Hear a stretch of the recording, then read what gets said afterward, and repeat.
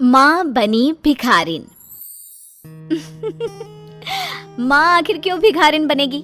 सवाल तो यही है ना। लेकिन करे क्या, आदत से जो मजबूर है।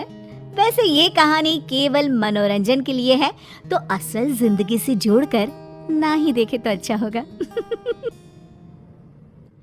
राधिका किसी समय भीख मांगकर गुजारा किया करती थी, लेकिन एक दिन ये बच्चा किसका है? किसका है ये बच्चा? किसका क्या, मेरा बच्चा है साहब, रो रहा है, इसको खाना खिलाना है, पैसे दे दो साहब, भगवान तुम्हारा भला करेगा। देखो, इस बच्चे को पास के स्कूल में डाल दो। जो पढ़ाई लिखाई का खर्चा होगा वो मैं दे दूंगा। तुम बस इसे पढ़ाओ, मैं यहाँ सामने ही रहता हूँ। अरे ठीक है साहब, ऊपर वाला आपको बहुत खुश रखे। राकेश और उसकी बीवी राधिका के बच्चे को स्कूल में डलवा देते हैं और उसकी पढ़ाई का सारा खर्चा खुद उठाते हैं। कई सालों के बाद एक दिन राधिका उन लोगों के घर आती है। अरे राधिका, क्या बात है? बच्चे की फीस तो वक्त पर जा रही है ना? फिर क्यों आना पड़ा यहाँ पर? माँ जी, वो ना मेरा बेटा पढ़ने के लिए दिल्ली जा रहा है, तो आप लोगों से मिलने आया है। सामने खड़ा होता है स्मार्ट सा लड़का रोहित। सर, मैम, मैं आप लोगों को थैंक्स बोलने आया हूँ। मैम, मैं कुछ बन जाऊंगा तो आप लोगों का एहसान मानूंगा, पर अब माँ की चिंता है कि वो कैसे अकेली रहेगी यहाँ पर। अरे वो यहाँ रह लेगी, हम लोगों के घर की बगिया और गार्डन संभाल लेगी। ये तो बहुत अच्छा होगा साहब, मैं माँ को कुछ ही साल में ले जाऊंगा। रोहित दिल्ली चला जाता है और राधिका उन लोगों के घर रहने लगती है। ये माली की नौकरी में ना मजा नहीं आ रहा है। मिट्टी में हाथ डालकर वो भी खराब हो जाते हैं, शारीरिक मेहनत वो अलग। भिखारी की लाइफ कितनी मस्त थी, बस एक जगह बैठ जाओ, ए भगवान के नाम पे दे दे, और देने वाला खुद ही दे जाते थे। राधिका, क्या सोच रही हो? कल तुम्हारे साहब 10 पौधे लाए हैं, सब प्लास्टिक से निकाल कर गमले में लगा दो। हाँ, मालकिन लगा देती हूँ, लेकिन सोच रही थी कि मेरी बस्ती के कुछ मिलने जुलने वाले लोग हैं ना, उनकी बहुत याद आ रही है, तो क्यों ना मिल के आऊँ उन्हें। बिल्कुल राधिका, अपनों से तो मिलना ही चाहिए। वैसे ये लो मोबाइल, रोहित ने दिल्ली से भेजा है तुम्हारे लिए। तभी फोन पर रोहित की कॉल आती है। माँ, मुझे अच्छा नहीं लगता कि तू काम करती है, लेकिन चिंता ना कर, मैं जल्द ही तुझे यहाँ पढ़ाई खत्म होने के बाद नौकरी लगते ही बुला लेता हूँ। हैं? ठीक है बेटा, भगवान तेरा भला करे, तेरी जोड़ी बरकरार रखे, तू 100 साल जिए और तेरे बच्चे। बस माँ, बस, कितनी बार बोला हूँ कि भूल जा ये लैंग्वेज। क्यों बात बात पर भिखारी की तरह दुआ देती है? हाँ बेटा, कोशिश करती हूँ, जल्दी आदत छूट जाएगी। हाँ। खैर, अगला दिन आता है और राधिका उसी रेड सिग्नल पर पहुंचती है जहां वो भीख मांगा करती थी। उसके सारे दोस्त वहां खड़े होते हैं। यार राधिका, तेरी तो किस्मत ही खुल गई। यहाँ लोग भिखारी बनकर पैदा होते हैं और ज्यादा गरीब होकर मरते हैं, लेकिन तू?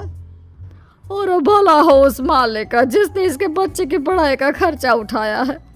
अरे सोचो, अगर हर कोई एक बच्चे का भी खर्चा उठा ले तो देश में कैसे गरीबी और अशिक्षा खत्म हो जाती है।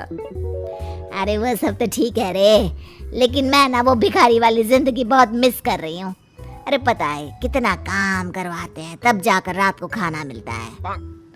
अरे तो फिर आ जाना, यही काम फिर से शुरू कर दे, दिक्कत क्या है? हाँ, सोच तो रही हूँ कि छुपकर भीख मांगने का काम शुरू कर दूँ, 2 पैसे एक्स्ट्रा ही आएंगे। फिर क्या था, अगले दिन से जा राधिका, अपने कमरे में जाकर आराम कर ले, शाम को चाय बनाने आ जाना, ठीक है? चलो, मैं तो चली अपने पुराने काम पर। अरे जो आराम बैठकर कमाने में है, वो कहाँ इतना काम करने में। राधिका वापस भीख मांगने बैठ जाती है। 2 घंटे बाद, अरे वाह, क्या कलेक्शन है आज का। लेकिन ये घंटी कहाँ बजे जा रही है? ये तो रोहित की वीडियो कॉल है और मैंने तो भिखारी वाली शक्ल बना रखी है। कैसे करूँ, कैसे करूँ? राधिका भाग कर जाती है, अपना मुंह धोकर रोहित से बात करती है। अरे वाह माँ, कहीं बाहर आई हो क्या? हाँ बेटा, वो थोड़े गोलगप्पे खाने का मन था तो। माँ, मैं कुछ दिनों बाद घर आऊँगा, मेरी नौकरी लग गई है, आपको ले भी जाऊँगा और सर और मैम से थैंक्स भी कर दूँगा। अच्छा बेटा, तो मैं कपड़े पैक कर लेती हूँ। हाँ अच्छा, अब ना हम अच्छे से रहेंगे। और मैं ना नए शहर में काम भी जमाऊंगी अपना। कैसा काम माँ? नाना, तू अब कोई काम नहीं करेगी माँ। राधिका फोन रख देती है और रोज छुपकर भीख मांगने का काम करती रहती है। एक रोज, अरे राधिका, रोहित का फोन आया था, तेरे लिए बहू चुन ली है उसने। अरे ये क्या कर दिया? किस घराने की है? बाप क्या करता है? दहेज में कौन सा एरिया है? मतलब कितने दुकान मकान? अरे मेरा शहरी कमाओ बेटा है ना, तो मेरे सपने भी तो थोड़े ऊंचे रहेंगे ना। राधिका, ये तो अच्छी बात है, लेकिन ऊंचे घराने की बहू के लिए तुम्हें भी तो अपनी हरकत ठीक करनी होगी ना। कैसी बात कर रही है मालकिन? मैंने तो सारे काम छोड़ दिए। हाँ दिखता है राधिका, रोज कहाँ जाती हो, बाकी तेरी मर्जी है, हम तो सिर्फ कोशिश कर सकते हैं। राधिका किसी की बात नहीं मानती और भीख मांगने का सिलसिला चलता ही रहता है। एक भिखारी, अरे राधिका चलना, आज स्टेशन जाते हैं, सुना है वहाँ कमाई अच्छी है। हाँ चलो। हाय, लड़की तो बड़ी सुंदर लग रही है, किसी अमीर घराने की लगती है, उसी से भीख मांगती हूँ।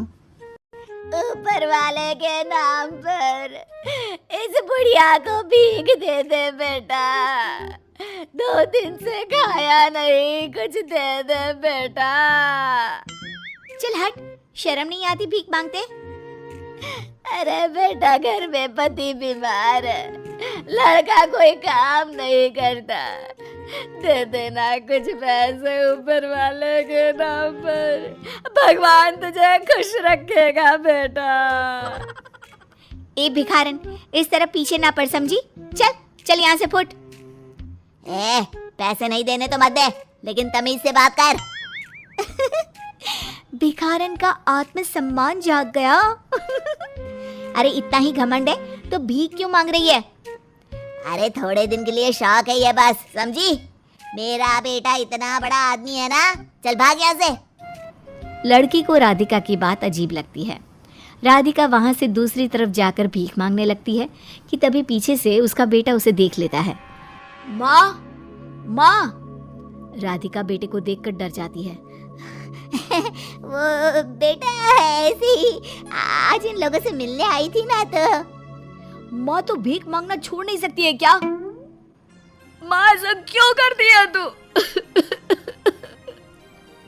ये बोलकर रोहित रोने लगता है। तभी वो लड़की आ जाती है। अरे रोहित, रो क्यों रहे हो? इस भिखारन ने तुम्हें भी कुछ कहा क्या? इस भिखारन ने मेरी भी बेइज्जती की है। तमीज से बात करो, ये मेरी माँ है। माँ, माफ करना। लड़की राधिका के पैर छूती है। जीती रहो बेटी, पर मुझे माफ कर दो, मुझसे गलती हो गई। तभी वहाँ राकेश और उसकी बीवी भी आ जाते हैं। अरे बेटा रोहित, हम लोगों को आने में देर हो गई, माफ करना। पता नहीं राधिका कहाँ गई है, वो आ नहीं सकी। तभी भिखारी जैसी राधिका पर मालकिन की नजर पड़ती है।